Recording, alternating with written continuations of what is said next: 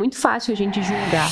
É porque não fizeram o que tinha que ser feito, é porque são vagabundos, mas será que é exatamente isso? E aí eu fui pesquisar para entender o que acontece nessa geração, por que apresenta menor conhecimento financeiro, por que apresenta menor poupança, menor compromisso com meta, menor gestão. O menor hábito de poupança também pode ter relação com o ambiente econômico, com essa pressão à mudança, com essa necessidade de um comportamento mais ativo e menos passivo. Mas a conduta da minha avó, que ainda é viva, era, pragmática, sistemática. Então eu imagino que com o dinheiro ela também tenha algum nível de sistemática com isso. As gerações mais novas, a minha geração, a geração seguinte ainda mais, apresenta menor nível de conhecimento financeiro. E aí tem algumas variáveis que são bem interessantes de serem avaliadas. A primeira delas é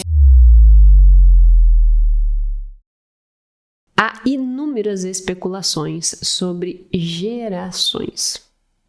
Como assim, Jéssica? Especulações sobre gerações? Quantas vezes tu já não viu dizer assim, esses jovens de hoje em dia são mais preguiçosos, acham que dá tudo na hora que eles querem, eles são menos comprometidos, eles ficam trocando mais de emprego.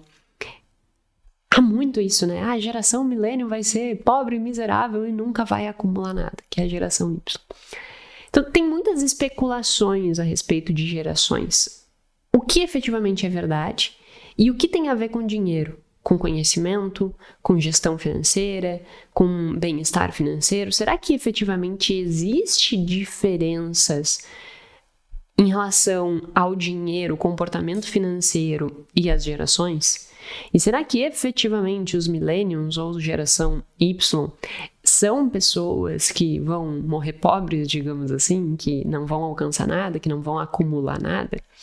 Enfim, este é o tema do nosso episódio de hoje, porque se faz muitas especulações sobre isso, mas pouco se fala efetivamente da ciência que estuda gerações e entende o que de fato muda de uma geração para outra. A importância de entender isso, com base num olhar científico, é primeiro parar dessa coisa de ficar, porque é aquele jovem da geração não sei o quê, e ele não, isso, ou né, aqui, né, tem muito essa coisa.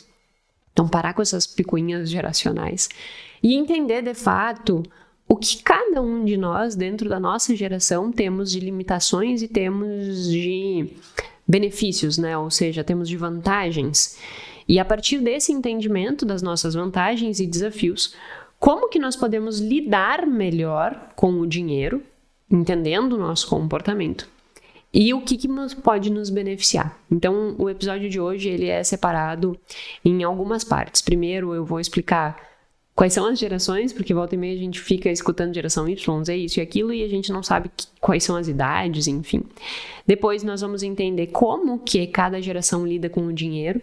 E, por fim, o que é preciso fazer para cada uma dessas gerações, para que a gente tenha um melhor bem-estar financeiro, ou seja, quais são as intervenções que são mais importantes para atenuar os desafios e amplificar os benefícios de cada uma dessas gerações. Então, é isso que nós trataremos no nosso episódio número 196 do podcast Mais Que Finanças, podcast em que nós falamos muito mais do que números, nós falamos de comportamento financeiro. Se você está aqui pela primeira vez, o meu nome é Jéssica Câmpara, eu sou doutora em Finanças Comportamentais e toda terça e sexta temos um episódio novo. Então, seja muito bem-vindo, seja muito bem-vinda. Faz horas que eu não peço, se você assiste, gosta, é uma coisa que contribui, curte, compartilha, manda pro amigo, pro vizinho, pro papagaio, pro periquito, porque a gente precisa fazer esse conteúdo chegar a mais pessoas.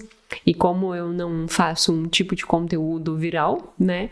Não fico aqui fazendo dancinha, muito menos conversando de coisas de fofoca, que faz com que os conteúdos tenham mais visualizações. Eu dependo da ajuda de vocês para fazer com que esse conteúdo chegue a mais pessoas. Então, curte, comenta, interage, porque isso ajuda bastante ao algoritmo do Instagram, do YouTube, entender que esse conteúdo é relevante e divulgar para mais pessoas, tá certo? Agradeço de antemão a sua ação. Bom, vamos entender primeiro quais são as gerações. Eu também fico bem confuso com essa história. Eu fico, meu Deus, mas isso é geração Y, Z, W, alfa, beta, boomer, sei lá. Então, vamos do início. Para quem nasceu na década de 40 a 60, ou seja, 1940 a 1960, que vão ter aí aproximadamente seus 75 anos, eles são considerados geração boomer, tá? Então, baby boomers, esta geração é a geração, por exemplo, da minha avó, quase da minha mãe, mas a minha mãe ainda já está na geração X. Então, nossos avós, ou a depender da idade que tu tenha, tua mãe, ou teu bisavô, mas são pessoas que nasceram aí nessa década de 40, 50, 60, tá? Essa é a geração boomers. A geração X é a geração que nasceu de 1961 a 1980. Aqui tá a geração da minha mãe. Então, são pessoas que vão ter ali em média 55 anos, 60 anos, 40 anos, né? Dentro dessa faixa. Então, no caso, minha mãe já está lá para os 65, ela quase é da geração boomers, mas ela nasceu agora eu fiquei pensando, eu acho que a mãe nasceu em 65, por aí, então é na geração X. E aí tá dentro desse intervalo. Geração Y são os millennials, então são aqueles que nasceram em 81 até 97, aqui é a minha geração, eu nasci em 92. Então, são aquelas pessoas que têm ali, em média, 35 anos. Geração X, geração que nasceu de 98 a 2009, que tem, em média, 25 anos. Geração Alfa, aqueles que nasceram a partir de 2010. E uma coisa interessante das gerações é que o tempo entre uma geração e outra para mudar de geração está diminuindo, né? Se a gente pega a geração Boomers, eram 20 anos a mesma geração. E agora a troca da geração Z para a geração Alpha é muito mais curta. A geração Z, ela durou 11 anos, ela durou. E lá durava 20. Então as mudanças, elas estão acontecendo tão rápido, né? Que a mudança geracional, ela também está acontecendo mais rápido. Porque não tem mais aquela estabilidade que se tinha lá na década de 50. E isso eu acho que já é um indicador bem interessante. Então é só para entender e te centralizar. Qual é a sua geração? Então, a minha geração é a geração Y, tá? Os estudos que nós vamos discutir aqui, a maioria vai discutir Boomers, X e Y. Por quê? Y são os millennials. Porque são gerações que já têm um comportamento com o dinheiro mais próximo, já que geração Alpha ainda não teve contato com o dinheiro. Mas também nós temos geração Z, algumas evidências sobre o comportamento da geração Z, tá? Começando por conhecimento financeiro. Será que existe mudança no nível de conhecimento financeiro? E esse é um ponto, primeiro, a ser analisado com cautela. Por que é um ponto a ser analisado com cautela? Obviamente que quem é mais velho já teve mais tempo para aprender. E é aquela velha frase, né? O tempo nos dá sabedoria. A Jéssica, de 15 anos, a Jéssica, quando tinha 20 anos, tinha um nível de conhecimento financeiro que é diferente do nível de conhecimento financeiro atual. Não só porque eu estudo isso para minha vida, eu entrei na faculdade com 17 anos, na faculdade de administração, já comecei a estudar sobre gestão, finanças e tudo isso, depois mestrado, doutorado, né?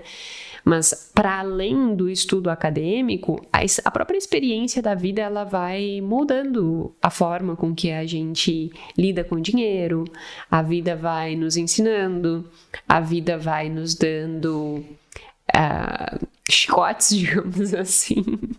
Eu não queria usar a palavra chicotes, mas assim, a vida, ela vai nos colocando provas e que vão fazendo com que a gente tenha um aprendizado que não é um aprendizado objetivo, mas é um aprendizado subjetivo que é tão importante quanto.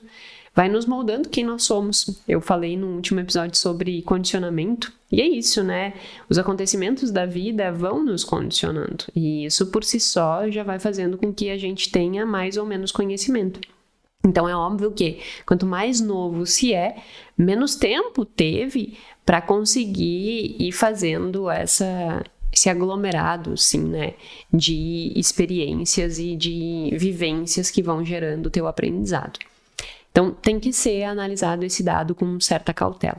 Entretanto, mesmo que a gente analise com cautela, o que a gente tem percebido com o passar do tempo e das análises é que sim, existe uma diferença em nível de conhecimento financeiro entre as gerações, e aí tem alguns testes estatísticos que vão controlando esse time de aprendizado para ver se quando aquela pessoa lá da geração boomers tinha tantos anos e comparar com essa que hoje tem tantos anos, será que elas apresentam o mesmo nível de conhecimento? Então, controlando a idade, a gente consegue controlar estatisticamente essas coisas. E aí tem um estudo que é feito pela Ana Maria Luzardi, desde 2017 nos Estados Unidos, um índice que ela avalia de alfabetização financeira, ela dá o nome de alfabetização, mas na verdade ela só estuda conhecimento. E ali já está nítido os resultados diferentes de uma geração para outra. Então, o relatório que foi divulgado agora em 2025, ele apresenta que as pessoas que nasceram na década de 40, 60, os boomers, eles têm 55% de conhecimento financeiro. Na lista de questões que foram atribuídas e avaliadas, eles conseguem ter um nível de resultado positivo, ou seja, de acerto das respostas, de em torno de 55%. Geração X, geração da minha mãe, 51%. Geração Y, millennials, minha geração, 46%. E geração Z, 38%.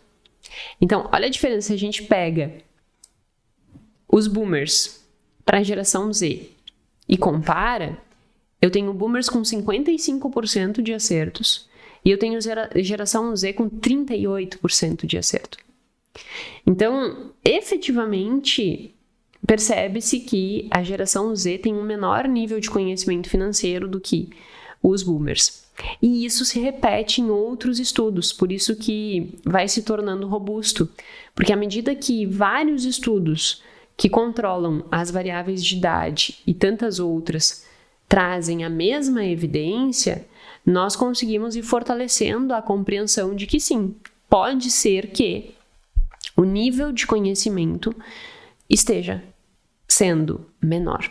E tem várias variáveis que a gente poderia trazer para discussão para justificar esse menor conhecimento financeiro das gerações Y, Z e Alpha. Alpha, no caso, não é ainda medida porque são pessoas que têm 10 a 15 anos.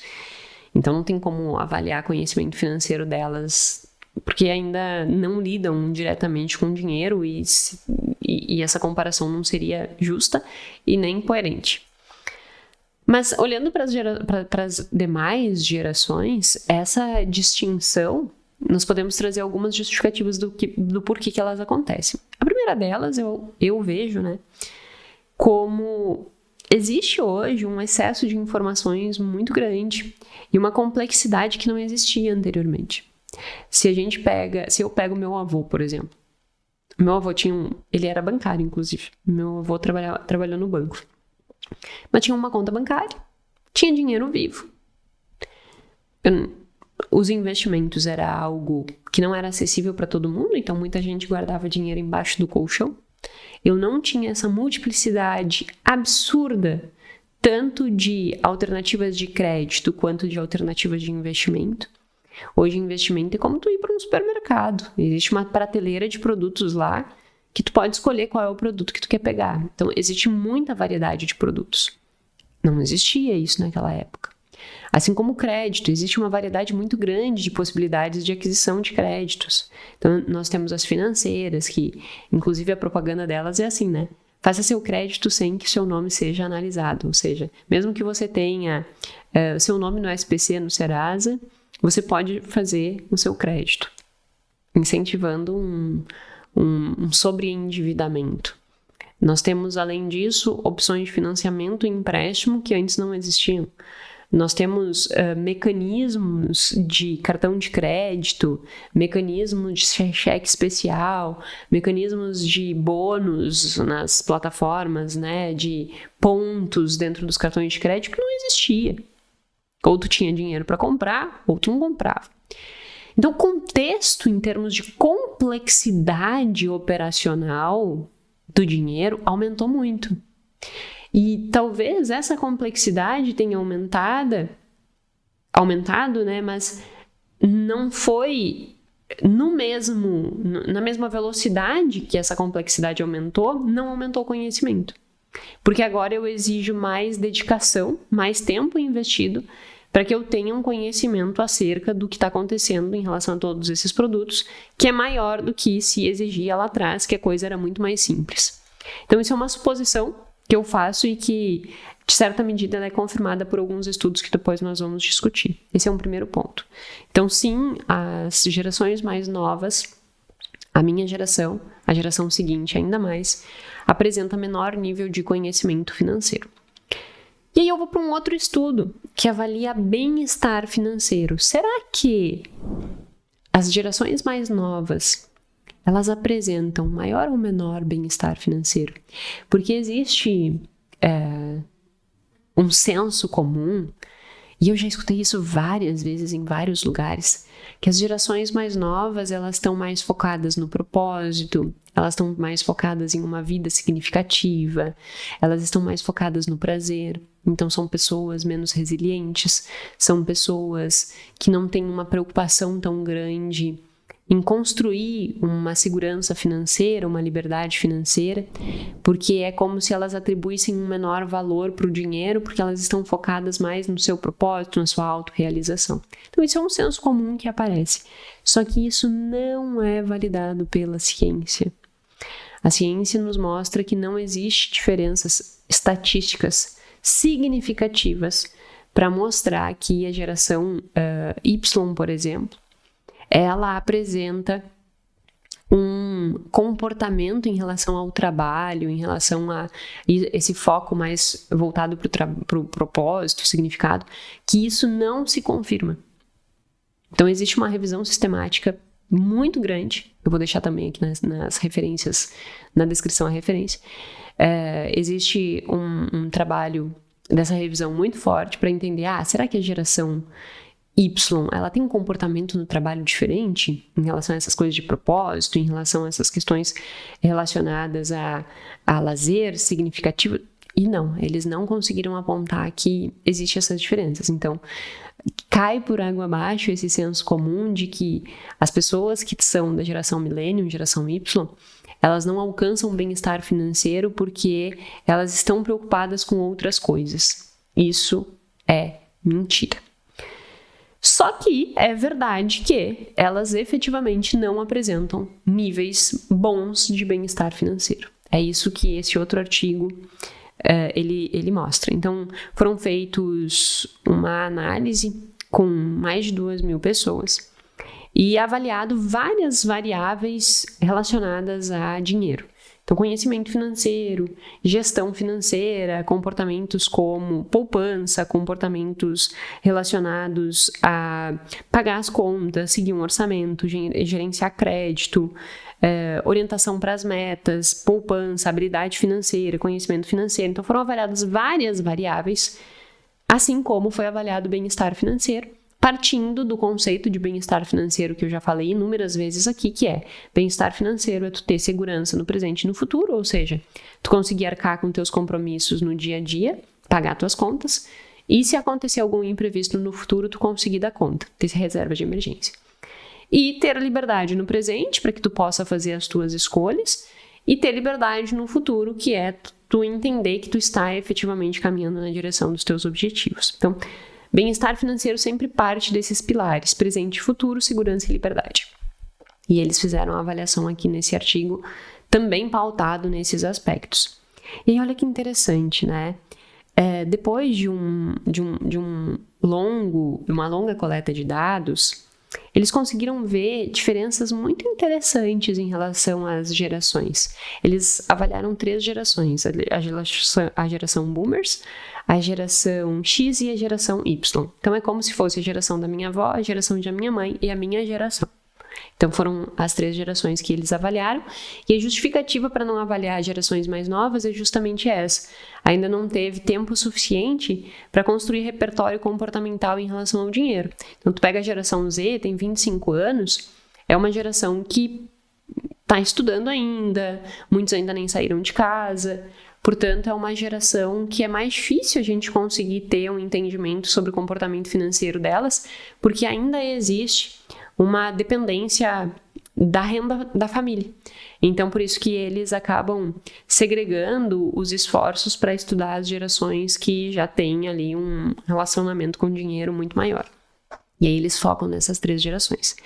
Quais são os resultados? Bom, sobre conhecimento financeiro, confirma-se o que a Luzardi já havia revelado, que efetivamente a geração Boomers, eles apresentam um maior nível de conhecimento financeiro do que as demais gerações. E é óbvio que o que eu já disse, o acúmulo de aprendizado vai fazendo com que as pessoas tenham mais conhecimento. E, para além disso, a redução do nível de complexidade que existia naquela época. Se eu for lembrar do comportamento da minha avó, não lembro muito do comportamento do meu avô. Eu só convivi com os meus avós paternos. Eu não convivi muito com os meus avós maternos, porque quando eu nasci, meu avô já tinha falecido e a minha avó faleceu quando eu tinha 4 anos. Então, praticamente eu não convivi com eles, né? E aí acaba que eu não consegui ver a conduta deles em relação ao dinheiro. Mas a conduta da minha avó, que ainda é viva, a avó paterna, eu não via a fundo como que ela gerenciava o dinheiro, obviamente. Mas a minha avó era, tipo assim, pragmática, sistemática. Ela é sistemática com tudo. Ela guarda as gavetas, tudo organizadinho, ela guarda. Então eu imagino que com o dinheiro ela também tenha algum nível de sistemática com isso. A única coisa que eu lembro é de ver as planilhas dela, tudo feito à mão, assim. E ela fazia os controles financeiros à mão. E isso a gente olha para essa geração e pensa, nossa, hoje em dia a gente não pensa em fazer tudo à mão, com planilhas, em folhas, com réguas gigantescas. Nós fazemos um aplicativo, num Excel, principalmente. Eu faço no Excel. Talvez essa seja uma diferença para a próxima geração. Eu ainda sou do tempo do Excel. E as gerações seguintes vão aderir ainda mais aplicativos, coisa que para mim ainda é um tanto incomum, assim. Porque nós, quem é da minha geração, que nasceu de 81 a 97, viveu exatamente essa transição do material físico, né, do papel, para o digital. Então a gente viveu essa transição do analógico para o digital. E aí não é tão nato para nós o uso extensivo de tecnologia. E aí depois a gente vai ver que essa é uma das sugestões para essa geração, que se a gente se aproveitar das tecnologias, pode ser que a gente tire bom proveito. Mas do ponto de vista de conhecimento, efetivamente nós temos menor conhecimento. E se eu olho para minha mãe, é uma geração que foi construída em um contexto, por exemplo, a minha mãe viu acontecer toda a questão militar, aí tem a construção de uma democracia. Então, foi um contexto em que aconteceram várias mudanças estruturais. Mudança de moeda, o meu pai sempre fala dos planos econômicos, então como que foi viver aqueles planos econômicos, aquela instabilidade tão grande, uma inflação muito grande. Quem tem ali pelos seus 60 e poucos anos, 70, viveu isso diariamente. 60 e poucos, até menos, viveu isso intensamente.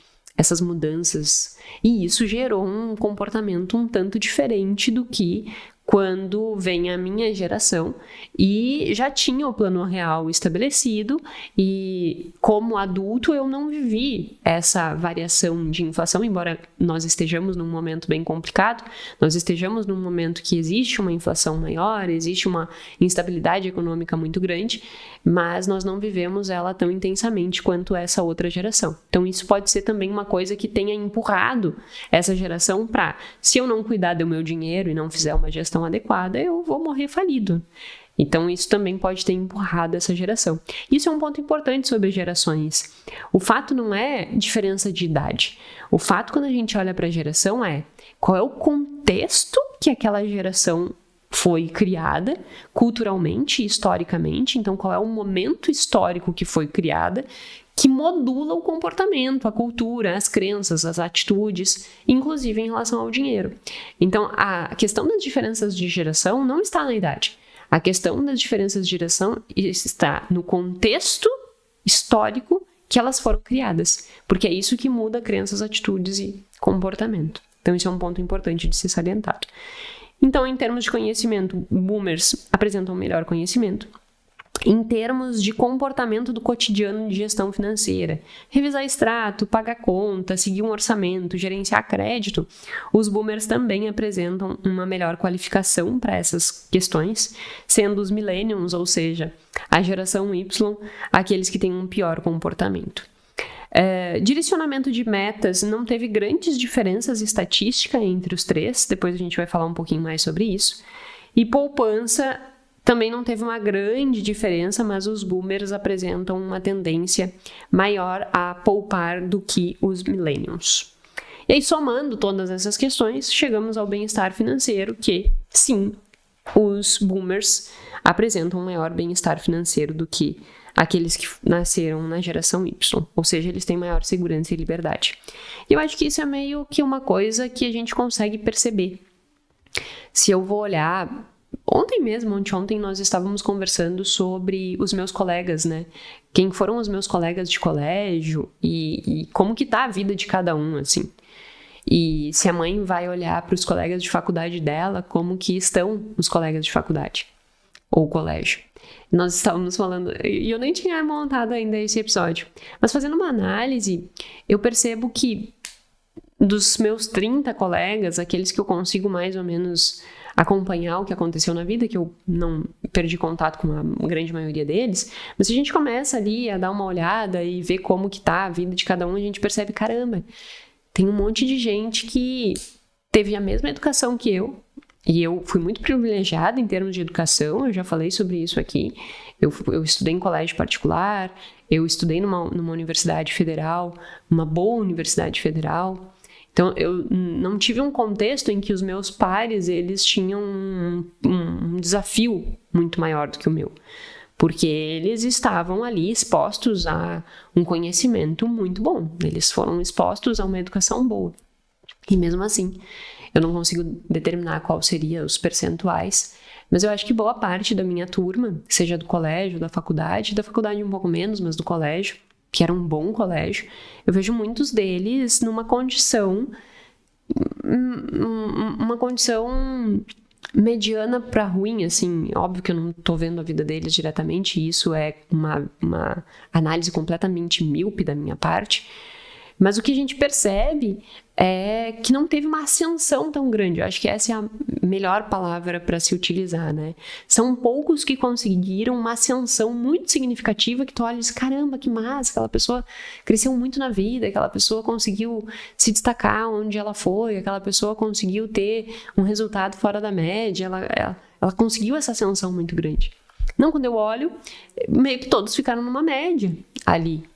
E aí a mãe estava falando sobre isso, disse, caramba, eu olho para os meus colegas e eu vejo que boa parte deles tiveram uma ascensão muito significativa, da onde estavam para o que construíram ao longo da vida, né?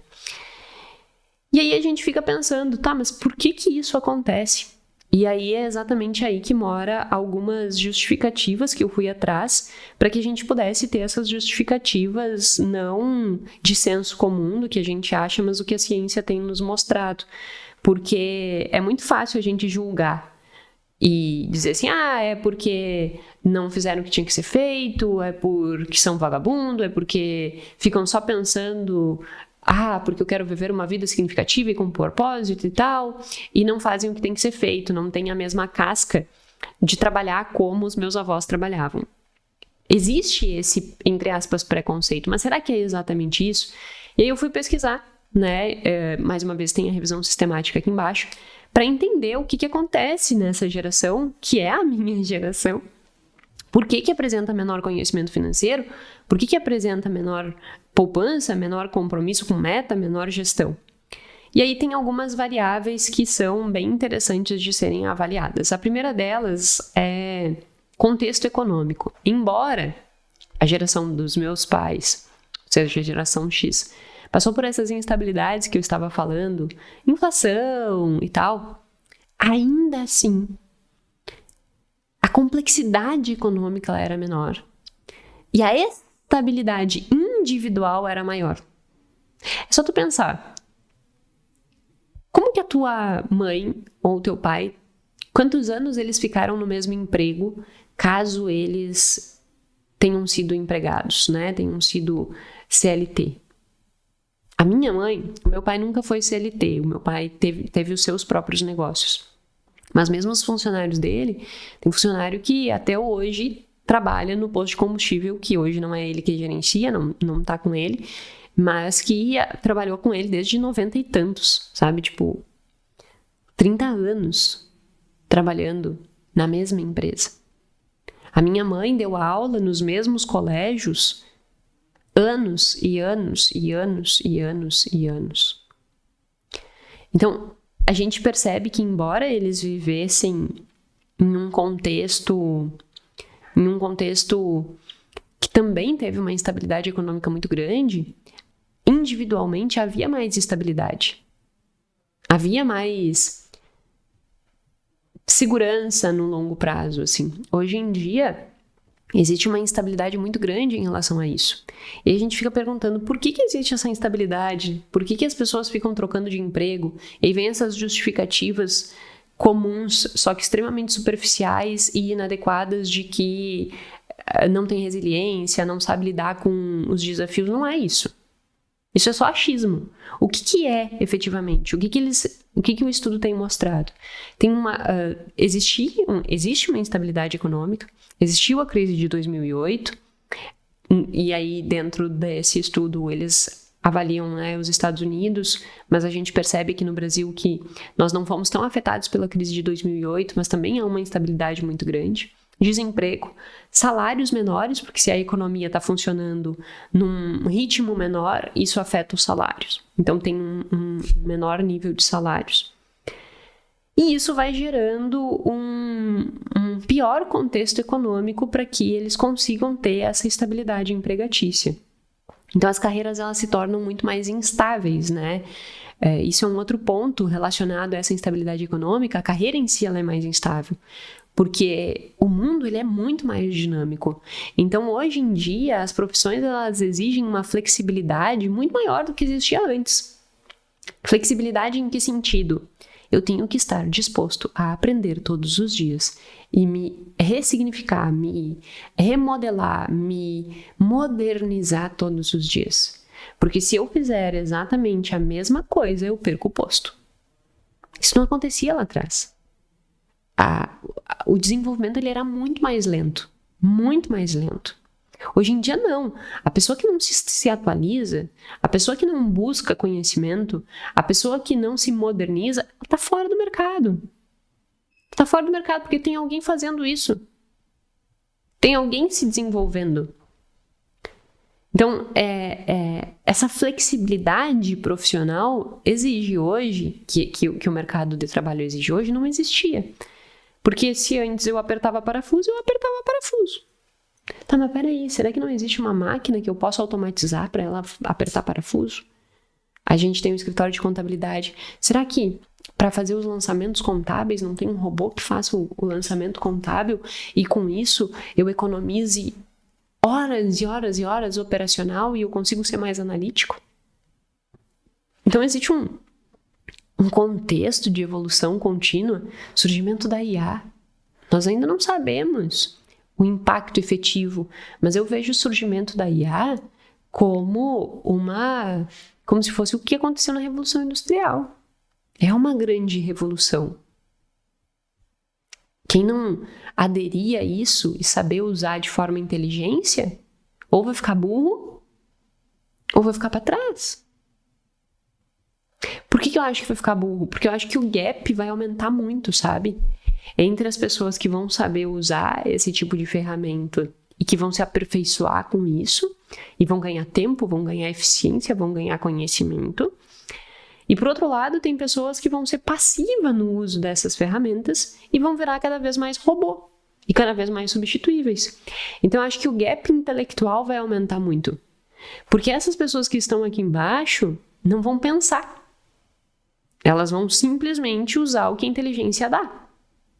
Então, assim, se a inteligência artificial me disse que beber água faz mal, eu vou acreditar. E eu não vou atrás. Tá, mas peraí, será? Não vou questionar a informação. Vou viver um robozinho. Aí aquela pessoa que questiona aquela informação vai além. E se beneficia do avanço dessas inteligências artificiais. Então eu julgo que esse gap vai aumentar, esse gap intelectual vai aumentar. E a repercussão disso, do ponto de vista geracional, a gente só vai descobrir daqui 20 anos. Por quê? Inteligência artificial surgiu há 2, 3 anos. O que vai acontecer lá na frente? Eu não sei, mas vai acontecer. É essa visão crítica que a gente tem que ter sobre as gerações, né? Porque isso vai fazendo com que a gente tenha uma compreensão diferente do nosso momento atual e o que o nosso momento atual nos exige. Então esse é um ponto bem interessante, a complexidade. Terceiro ponto, o menor conhecimento financeiro. Eu já tratei, né? Por causa de menos tempo de acúmulo e também a questão da complexidade. Quarto, essa questão de menor poupança. Como existe uma estrutura mais instável, há uma tendência de que exista até escassez. Né? Então, essas pessoas que estão em condições de escassez, elas se tornam mais imediatistas. E aí elas entram dentro do ciclo da escassez. E elas não conseguem sair dali. Então, o menor hábito de poupança também pode ter relação com o ambiente econômico, com essa pressão à mudança, com essa necessidade de um comportamento mais ativo e menos passivo. E se eu não faço isso, diante dessas mudanças, eu também não tenho como poupar, porque não me sobra dinheiro para poupar. Então, o não poupar também tem a ver com esse contexto todo. 5. Alta vulnerabilidade nas crises, porque daí se eu não poupo, eu tenho alta vulnerabilidade nas crises, o que diminui o meu bem-estar. 6. A percepção mais negativa da própria situação. Isso aqui eu acho que é um ponto bem interessante, que a minha geração está sofrendo e que as gerações seguintes também vão sofrer. Hoje em dia, existe uma forma muito mais facilitada de comparação. Na geração da minha mãe, da minha avó, elas não poderiam se comparar com ninguém na internet. Então, assim, eu não sabia o que estava acontecendo. Elas eram do interior, minha mãe de Santa Maria, minha avó de Jaguari. Jaguari, interior do Rio Grande do Sul, tem, 20, 30 mil habitantes. Santa Maria deve ter uns 200 mil habitantes. Se vivia naquilo, entendeu? Minha avó vivia em Jaguari, minha mãe vivia em Santa Maria. Hoje, eu vivo em Florianópolis, mas eu consigo saber o que está acontecendo nos Estados Unidos, eu consigo saber como que está acontecendo a vida nos Estados Unidos, porque eu posso acompanhar a gente na internet. Tem e aí pode acompanhar o que tu quiser. Eu acompanho uma mulher que acompanhava, assim, já deixei de seguir no Instagram para não perder também meu tempo. Mas acompanhava uma mulher que vivia numa fazenda com não sei quantos filhos lá. E aí ela produzia tudo em casa, tipo, toda a alimentação e tal, produzia em casa. Aí eu gostava de ver, você fazia bolos, pães, as crianças com os bichos, bem, bem rural, assim. Era nos Estados Unidos e eu estava acompanhando do Brasil. Eu posso acompanhar gente que está em São Paulo, em Brasília, você pode me acompanhar, eu estou em Florianópolis, você pode estar na Bahia, em Salvador, em qualquer lugar, no Acre, pode estar, entende? Em qualquer lugar, tu pode estar acompanhando. E isso faz com que amplie a possibilidade de comparação. E qual é a consequência disso? Nós começamos a construir expectativas e realidades, às vezes um tanto deslocado. Eu olho para as outras pessoas, eu crio uma expectativa de vida diferente, eu crio esses pontos de comparação. Esses pontos de comparação fazem com que eu crie uma expectativa e eu não consigo viver essa expectativa que eu criei. Eu não consigo atingir esse resultado que eu criei. E aí eu me frustro mais. Então, a percepção em relação à situação financeira está pior do ponto de vista subjetivo. E estando pior do ponto de vista subjetivo, pode gerar consequência também absoluta. Então, talvez a redução do bem-estar financeiro não esteja só do ponto de vista prático. A pessoa tem menos dinheiro e vive pior. Mas como ela se compara com muitas outras pessoas, ela se julga estar numa condição pior. E isso gera prejuízo do ponto de vista psicológico. Por isso que eu sempre digo assim, ó, a gente tem que ter muito cuidado com as comparações que a gente faz. Nós temos que ter muito cuidado porque o que é apresentado na internet é uma janela muito pequena do que é a vida real. Muito pequena do que é a vida real. Se nós conseguirmos entender que essa janela é muito pequena, isso vai mudando a perspectiva que nós temos em relação a criar expectativas em cima da vida do outro que não é a vida real. É a vida recortada. E é o recorte escolhido. Então nós temos que ter muito cuidado com isso, porque isso é um outro ponto de justificativa para um menor bem-estar financeiro. Como essa comparação entre expectativa e realidade é grande, então há uma distinção entre isso muito grande, né? Aquilo que eu gostaria, aquilo que eu vivo, existe mais frustração, existe mais insegurança, existe menor percepção de progresso. Ah, mas o João lá conseguiu não sei o que e eu não consigo, então eu sou incapaz. E essas sensações vão nutrindo um comportamento que fazem com que a pessoa retroalimente o problema. Então isso é uma outra justificativa que para minha geração tem que ter cuidado. Eu preciso ter um cuidado para que eu não crie expectativas deslocadas da minha realidade e isso acabe afetando a minha realidade financeira, inclusive. Então, esses são alguns dos motivos, né, que justificam o baixo nível de bem-estar financeiro da geração Millennium, ou geração Y, que é a minha geração. O que fazer, então, em relação a essas gerações? Primeiro, em relação à geração Boomers e a geração X, a geração da minha avó e da minha mãe, eu fico dizendo essas coisas da geração da mãe e da avó e minha, porque eu acho que fica mais fácil da gente concatenar de que eu tô me referindo, porque até que a gente se acostume que a palavra Boomers significa geração que nasceu de 1940 a 1960, leva tempo, né? Então é mais fácil dizer, é da minha avó. Aí já faz uma associação mais rápida a que geração eu estou falando. Nessas duas gerações, o que eles mostram de intervenções que é importante para aumentar ainda mais o bem-estar financeiro é maior comprometimento com a meta, principalmente na geração de boomers, né, geração da minha avó. Por quê? Porque como eles já olham e dizem, tô no final da vida, meio que cria um desleixo em relação à capacidade de ainda fazer algo relevante, sabe?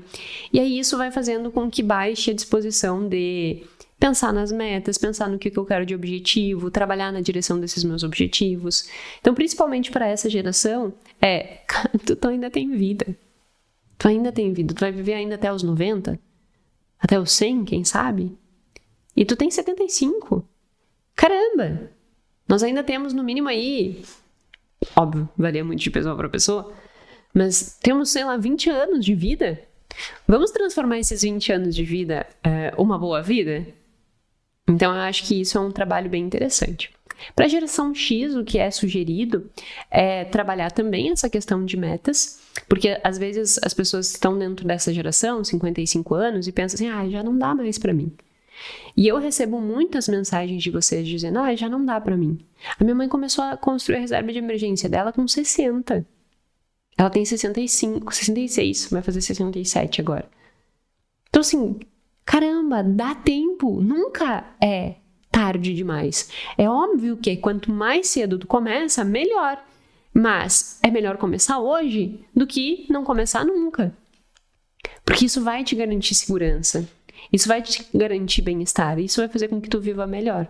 Então, esse é um ponto bem relevante dentro dessa idade. E dessa idade também aumentar o nível de autocontrole e essa gestão, né? De como lidar com o dinheiro de forma consistente. Porque como não tem mais um espaço temporal subjetivo percebido bom, a pessoa acha que já está mais para lá do que para cá, ela às vezes não se compromete com aquilo que ela tinha pensado para a vida dela, e aí ela não tem autocontrole. Então, nutrir treinamentos de autocontrole, olhar o que eu quero, como que eu vou chegar, é super importante para essa geração, tá? E para a geração Y, a minha geração, o que fazer? Adquirir mais conhecimento. Como a gente viu, existe baixo nível de conhecimento, e aí, diante de tanta complexidade que se tem, se debruçar e investir tempo mesmo para saber mais sobre finanças. Aí as pessoas dizem, mas é que eu não confio nas informações, eu não sei onde buscar. Caramba, o YouTube tem inúmeros conteúdos gratuitos e muito bons.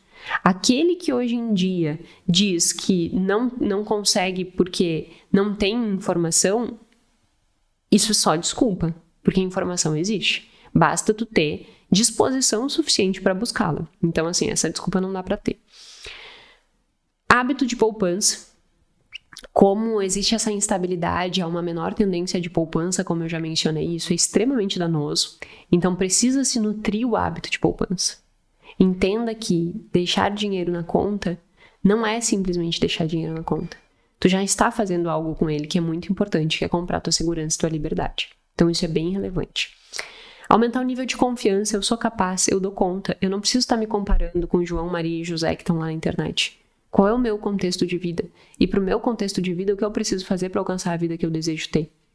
Então, aumentar esse nível de confiança é super importante. Porque senão, tu fica só te comparando com as pessoas que tu fica vendo recorte da vida real delas, que não é a vida real, é só um recorte do que elas querem te apresentar, e tu fica achando que a tua vida é horrível. Eu que não tenho dinheiro, eu que não consigo conquistar as coisas. E isso é um fator muito relevante dessa geração Y. Que tá na hora de a gente colocar o nosso pezinho no chão e dizer assim, qual é o meu contexto? Qual é o meu ponto de referência? Tu não tem que te comparar com os pontos de referência dos outros, tem que comparar com os teus, de onde eu saí, aonde eu estou e para onde eu quero caminhar. E construir essa... Eu sou capaz de construir isso. E aí, trabalhando essa lógica, né? E o uso de tecnologias. Nós vivemos essa transição entre o analógico para o digital. Eu acho que a gente ainda pode se beneficiar muito do uso de tecnologia. Só que para isso tem que se esforçar. Eu mesma tenho que me esforçar. Então fica aí a sugestão para que as pessoas que estejam aí na faixa dos 30, como eu, estejam mais dispostos a se aperfeiçoar tecnologicamente e ser flexível na construção de profissionais que se remodelam as novas mudanças do mercado e que estão sempre prontos para evoluir. Eu acho que esse é um ponto importante. E para finalizar o podcast, fica essa mensagem, né? Vamos parar de dizer, a geração isso não presta, ou a geração aquilo não presta, e vamos olhar mais para a ciência. O que a ciência tem nos mostrado é que não tem a ver com menor resiliência, pessoas mais inadequadas, digamos assim, ou menos responsáveis. O que tem acontecido é um contexto que tem modulado esse comportamento. E que se a gente entende esse contexto e melhora, nós melhoramos o nosso bem-estar também. Então, que fique aí essas reflexões geracionais. Te convido a sentar e conversar com a tua mãe, com os teus avós. Eu acho muito enriquecedor que a gente faça isso, que a gente vá vendo as posturas mesmo diferentes de uma geração para outra, mas no mundo real, né? Conversando lá com a tua mãe, com o teu pai e vendo como que a gente pode tirar melhor proveito de aprender o que eles já passaram e nos desenvolver com o que ainda tem por vir, tá certo?